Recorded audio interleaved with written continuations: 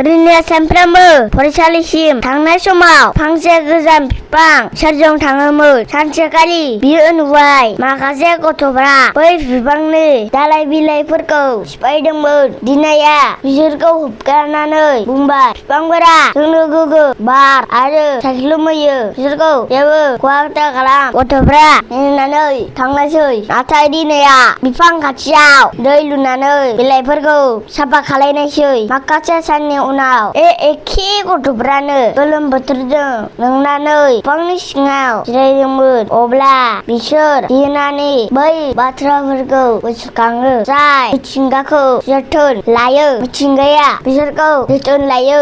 बयबो ज' जानानै बिबारनि सोरगिदिं साफा खालामदोंमोन आरो गोदान गोदान बिफां गायदोंमोन। बोसोन मिथिंगाखौ रैखा खालामनाया बयनिख्रुइबो देरसिन गुन। गोजोन्थों, खुलुमबाय।